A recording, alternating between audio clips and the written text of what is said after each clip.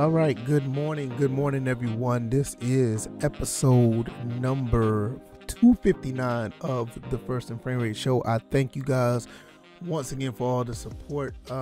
This has been a pretty good week for the podcast. This is my first week actually going a daily for the show, and numbers on the podcast side hasn't really shown yet, but I've seen a consistent level of viewers on the YouTube side, and I appreciate it because I know it's still new to some people. So the more consistent I get, the level of viewers I would probably should increase. But at the end of the day, I see the slight increase so far this week that people are recognizing like, hey, this is daily content. I'm gonna check out to see what VF is talking about, and I really appreciate it. This is so awesome. I really thank you guys for supporting. Let's go ahead and begin this episode. Welcome to the First and Frame Rate Show. I am VF Baller. Over here we talk about Atlanta Falcons and Georgia Southern football. Today is going to be mostly Atlanta Falcons stuff, not much on the Georgia Southern side because the Falcons play the New Orleans Saints. This is going to be somewhat of a pregame analysis and thoughts and opinions about that game. The Falcons are playing them at the last game of the season, so it's always exciting to play the Saints. Big time rivalry there, and we're going to try to spoil their season because they're still vying for a playoff spot. I mean, we were eliminated last week, but they're still vying for a playoff spot. And if we defeat them, on Sunday, this should be a big spoiler for our rival. So that's also a really big incentive to go play this team and take them out once again, because we did beat them one time already this season. Not much, like I said, not much Georgia Southern related, but I do want to address something that is Georgia Southern related. Happy birthday or belated birthday to our athletic director at Georgia Southern, Jared Benko. Phenomenal job that he's been doing so far within the athletic program. All the athletics branches are actually improving compared to the last AD that was here. And we are doing really big things. And it's starting to show. It's showing a little bit in basketball and the men's side, definitely on the women's side. And football, I mean, what do most we got to talk about? Clay Helton and company has come in and pretty much changed the identity of Georgia Southern. Hopefully we can actually see what the identity is really about. Can't wait to see that happen and see how that plays out. But happy birthday to AD Jared Benko. Thank you for all what you've done so far for Georgia Southern. Hopefully you'll continue to take us to the next level year in and year out. All right, the Atlanta Falcons are going to be playing the New Orleans Saints, and it's always like I said, it's always a big time rivalry when we do play the New Orleans Saints. And it's always been that way for a long time. It's always a big deal whether we go down to New Orleans to play them or they come up to Atlanta to play us. It's always a good time. And today, well, not today, but Sunday is no different. First of all, is a rivalry game. Second of all, we get the chance to play spoiler and take the Saints out of playoff contention. And I'm looking at the injury report, and I'm looking at the personnel that the Saints have. The Saints played us pretty good last time. When we had a commanding lead, they managed to come back and take the lead at the end of the game, and we were able to drive down and kick a field goal and win. I kind of see more of the same thing, but hopefully this time we can maintain a lead to the point where they don't come back. Looking at the quarterback situation for the Saints, it has not been good. It looked like Taysom Hill probably is going to be starting. Looking at the injury report, he does have an injury to his right finger, but he will fully participated in practice on Thursday, so I expect the same on Friday. He should be there to play against the Falcons. So with that being said, the quarterback situation is not the best, but is a familiar person that we're going to be playing against, and he can do a little bit of everything, so that's something we got to be watching out for. Terrion Armstead did not practice on Thursday. Marcus Davenport did not practice. Bradley Roby or PJ Williams, neither one of them, they did not practice on Thursday. So you're looking at 3 guys on defense and 1 tackle that did not practice. We also have light practices from Traquan Smith, Ryan Ramczyk, and Ty Montgomery. They all had light practices. So we may be seeing them. We may see them play. Mark Ingram did not practice at all as well. So that's pretty much for the injury report there. As far as our injury report, it looks like everybody is pretty much okay to go.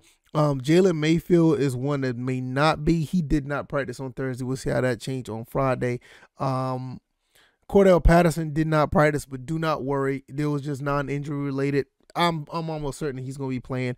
And I want to talk about Cordell Patterson somewhere down the road. You're talking about a hero. You're talking about somebody who is basically the MVP of the team this year and somebody who wants to stay in Atlanta. We're going to talk more about Cordell Patterson in a later episode. It's one of the feel-good stories of the season with all this other stuff going on. Frank Darby had light practice, shoulder injury.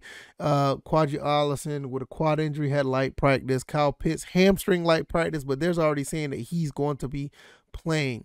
So Kyle Pitts already wants to play like he's going to be playing, and it's going to be real interesting to see how that plays out. Fabian Moreau, full practice after injury of the ribs. So for the most part, outside of Jalen Mayfield, and I know how people feel about Jalen Mayfield, it looks like he's going to be he may play. But outside of that, everybody else look like they may be going. Frank Darby usually plays special teams. Kyle Pitts, he's going to be out there starting. Fabian Moreau is probably going to be starting as well. I am a little concerned about Jalen Mayfield. I don't know how that's going to play out. We should know by today, which is Friday. We should know what's going to happen with that situation. Is he going to be playing or not? As much as I, don't like the full production of what he's been doing so far this season, I feel like it's still essential for him to continue to get those reps and be better as a pocket, a pass protector. Overall, I think he's done okay. I think I talked about this last episode. I think he's done okay, but for a rookie, I still feel that he has a pass to an extent because he is a rookie. And year two, we should see a leap in better production. If we don't see it, then there's another discussion to talk about. But I feel that Jalen Mayfield, overall he gets a C, maybe C plus. Probably less than that. Depends on what plays you watch. But the body of work, I think, is all right. But for everybody else, Matt Ryan and company, they're going to be there ready to go. Most of these guys who did not practice are on offense. I think everybody's on offense. So the defense is going to be ready to go. So everybody on defense, obviously outside of like the Eric Harrises of the world, because Eric Harris is out, and obviously like Isaiah Oliver, we already know about that. But like everybody else is gonna be ready to go, and I would like to see AJ Terrell continue to get better. I mean, he's done a phenomenal job this year. If it wasn't for Cordell Patterson, AJ Terrell would probably be the MVP of the team, because he's done a phenomenal job covering receivers all year. And so hopefully he does a good job of cutting off half of the field for Taysom Hill so he can't look that way. And you got guys like what's his name, Callaway. I want to say Callaway that's playing for them for the Saints. Let me see. I want to make sure I get that right. Yeah, Marquez Callaway. You got guys like him that's possibly going to try to get most of the receptions on the team. Hopefully he can shut him down, make them try to rely on Alvin Kamara a little more than usual. And I think even with that, I think that's going to be a recipe for a victory. I don't think that the Saints could really move the ball on us like they did last week, even though our defense is somewhat porous. We've done a pretty good job of holding off offenses for a significant amount of time, but most of the time the offense that we held off are guys with quarterbacks that really are, quarterbacks that really are about scoring touchdowns, about making plays, so even though we had a situation where we held the Bucks pretty low until later on in the game. Same thing with the Buffalo Bills. I think we played the Buffalo Bills very well. And to an extent, we probably got robbed on a touchdown play, but don't want to talk about that. But I think we played them well enough to say we could compete with anybody. even though with a depleted team like we have, depleted wide receivers, I think we did okay. If we just continue to play that type of style, if we play anywhere close to how we did against the Saints the first time and not give them a chance to come back, I think that will give us a really good chance once again to beat this team. So with the situation with Matt Ryan should have a field day. I mean, when you look at the all these guys that are out on defense, as far as the Saints, if it stays that way, I mean, you got a couple guys who may come back to play, but if it stays that way, when all these defensive backs are out, we could have a pretty good situation where we can throw the ball around. And that's the important thing. Marcus Davenport is not going to be there to be rushing the passer. Now, when talking about rushing the passer, you're going to have to look at Demario Davis. You're definitely going to be looking at oh goodness, what is his name? I just saw him on the screen right here. Please forgive me. Cameron Jordan. You got to watch him because one thing I'm gonna talk about this real quick. I respect Cam Jordan, and I'm gonna tell you why. Because I don't care what anybody says, the Saints had a lot of success from 2006, for the past 15 years. And he was a part of a situation where those guys were able to change the culture of the Saints. Because prior to 2006, I mean, the Saints were probably about as bad as we were, if not worse. The Saints, nobody was talking about the Saints around the Aaron Brooks era. I mean, I don't care what any Saints fans say.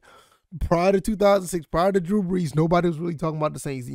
I remember the paper bag day, so we're not going to go there. But I will say when Cameron Jordan came in, later on down the road, he changed the culture of that team, and he takes pride in doing that.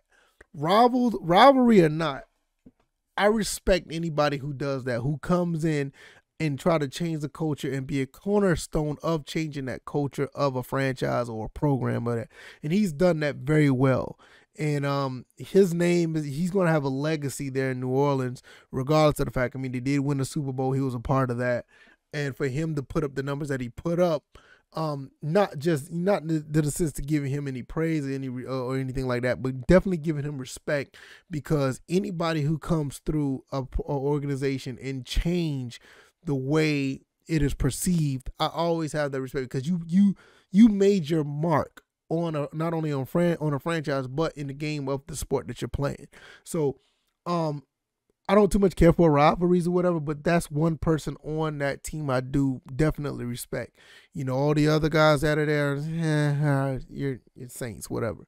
But this is one guy we definitely got to watch out for. If we can contain him, and I know it's going to be really tough. Our offensive line is so porous. But if we can contain him and not let him get to Matt Ryan, we're definitely going to win this game. And, I've been saying this all year. If you keep Matt Ryan upright, we're going to have a chance to win the game. You know what I mean? We're going to have the chance to win. You look at the Buffalo Bills game, Matt Ryan's running for his life. He gets sacked a few times. I mean, and to be honest, I don't think this is going to be the case. I think that the Falcons are going to give up about 2 or 3 sacks, possibly more, because this offensive line needs work. And I know this whole situation with Calvin Ridley, I saw the Snapchat thing. I don't want to talk about that. I talked about him yesterday. Don't want to talk about him. But what I will say that I want, and I hope this is the case, and I know that it may not be ideal, I want to get somebody on the offensive line first round. I want to, because that right there changes a lot. You give Matt Ryan time, he can make these receivers look like somebody. We can get a receiver later on in the draft, unless it is somebody that we're going to get that's surefire, can't miss. If not, we need to get some offensive linemen.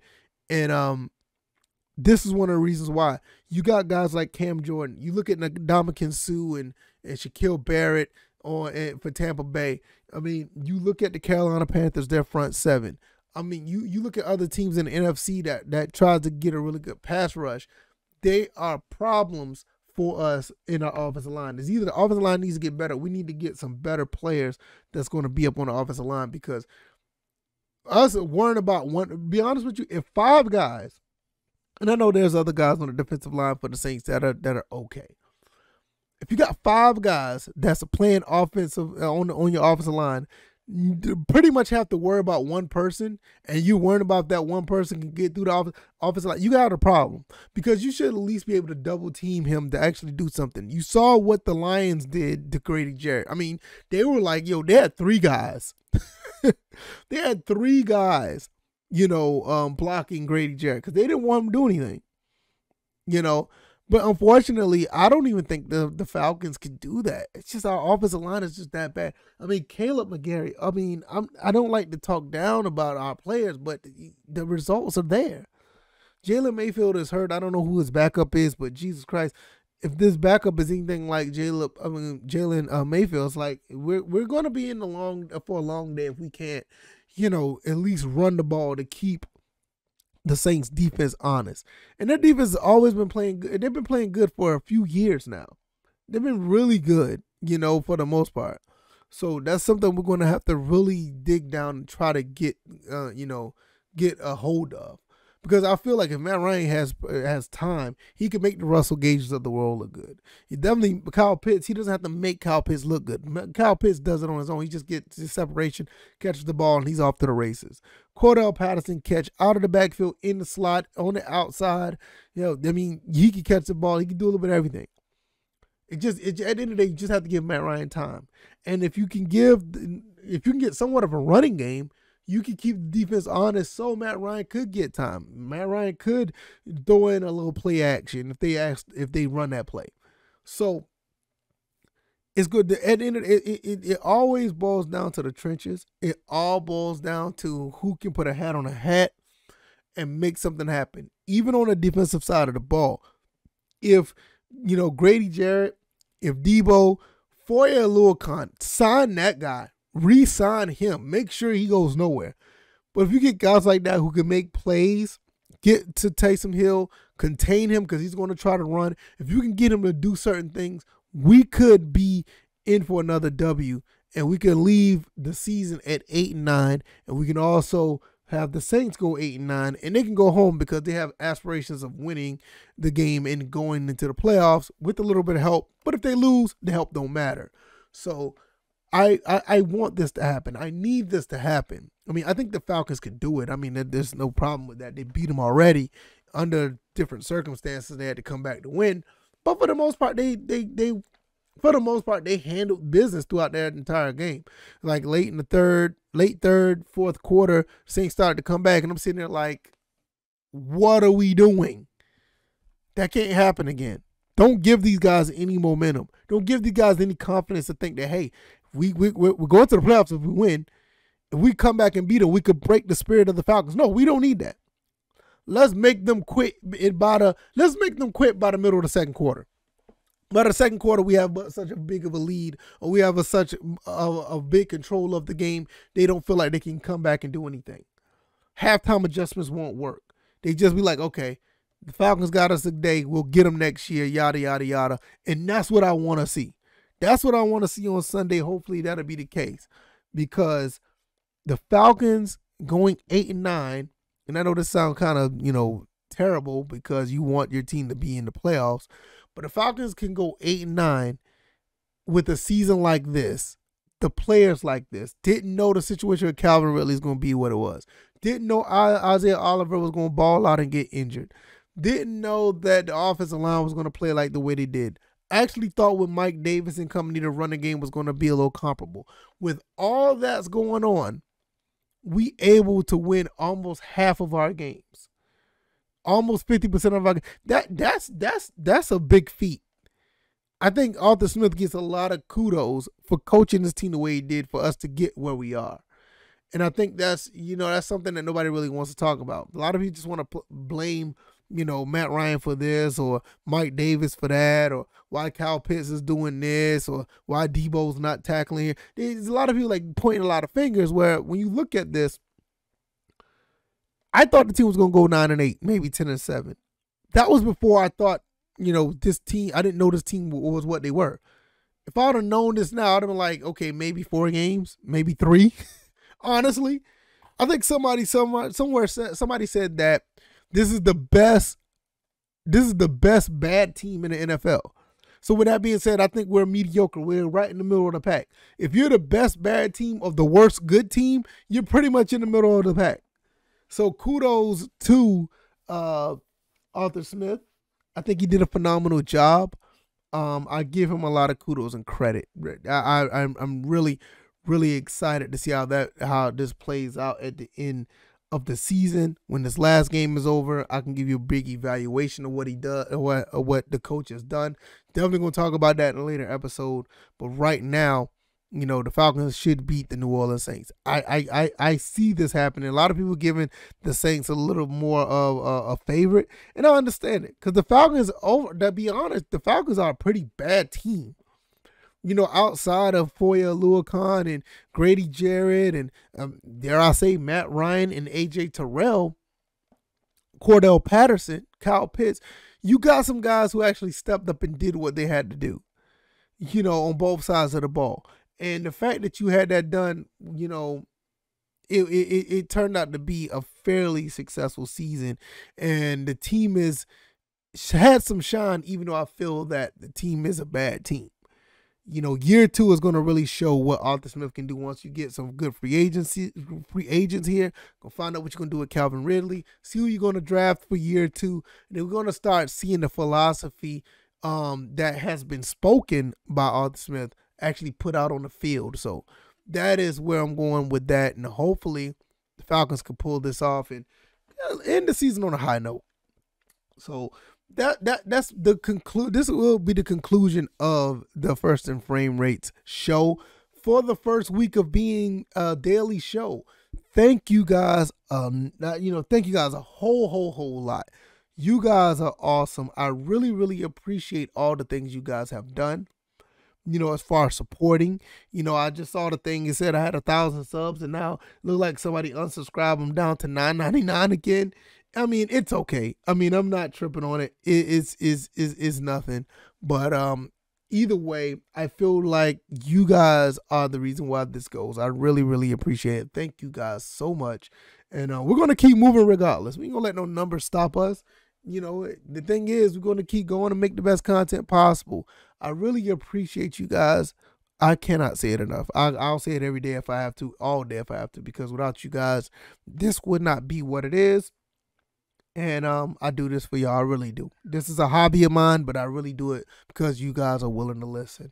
I will see you guys on Monday. I may do a video over the weekend, so be on the lookout for that. But episode 260 will be on Monday, and I guess we'll do a recap of the season of the Falcons. We'll talk about all that good stuff.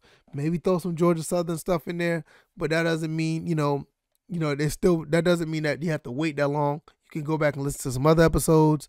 You also can be on the lookout. Possibly I'll do a video on the YouTube channel. If you're over there on the podcast side, thank you for listening for the week. It's been a great week in my opinion. It's been really cool. Hit that like. If you're on YouTube, give me some good high star rating on the podcast side, and subscribe to all of these avenues if you haven't already. I really appreciate you. I said that like 20 times, but I really do. All right, y'all. Y'all be blessed. Have a great weekend. Can't wait to watch the game and give you guys feedback. And I will see you guys on the next one. You guys be easy. You guys be blessed. Peace.